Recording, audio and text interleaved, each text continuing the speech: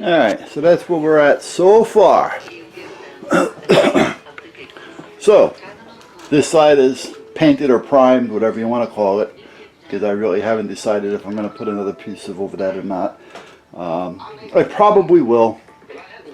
I think I have 2 or 3 sheets of ½ inch maybe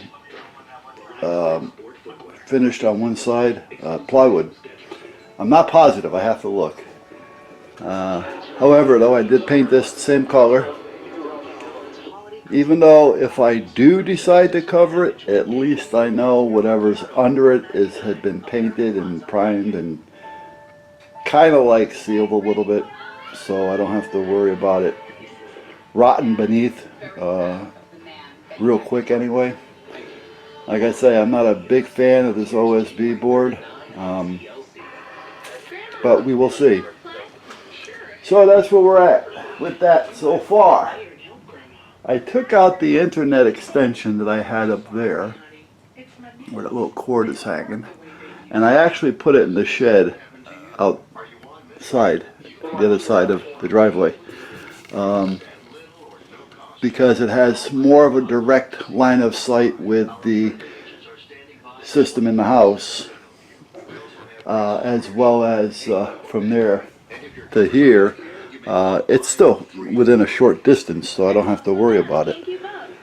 Then I don't have to worry about it conflicting with another one that you can't see that I have right up in there with little red lights or green, I'm sorry, hello, blue lights blinking. And that is closer to the house, and again, line of sight to the computer over here.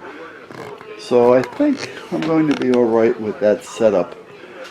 I still don't know if I want to keep the drop cam outside or not for the winter. If it stays mild like it has been, it doesn't bother me. But if winter ever does get here, I think I'm just going to bring it in. As much as I'd like to leave it out there, it's just not going to happen. Now, I have seen a couple of cams out there by, I want to say 4Cam.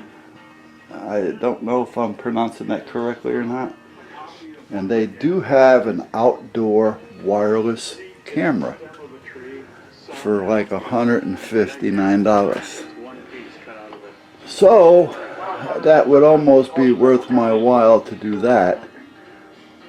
Then if I wanted to use the drop cam for something different, or even as a birdhouse cam, so that we can watch the mating and hatching and the birth of the little ones, I don't know.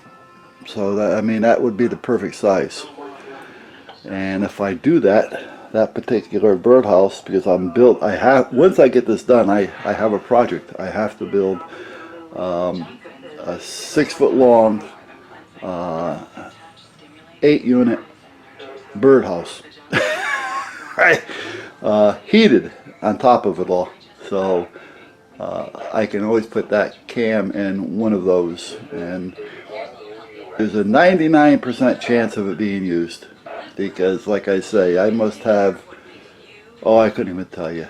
I've got to have, oh, I couldn't even tell you how many I have.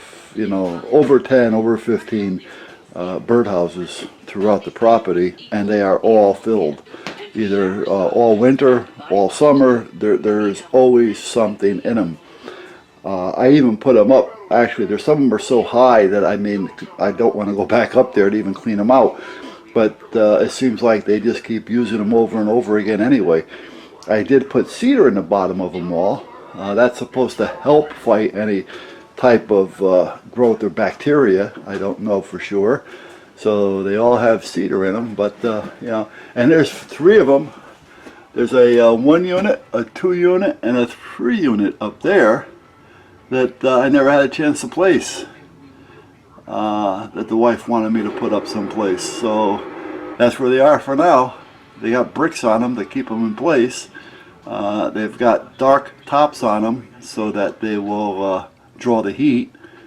The back of them is facing the north side, so I don't have to worry about the wind blowing in them. I don't know if you can see the other ones up there in those trees, but I think there's 3 of them up there. 1, 2, 3. I mean, like I say, and there's a couple on the other side of those trees. There's another one on the other side, in the back side of the shed there. There's that one out there that I'm sure you can see.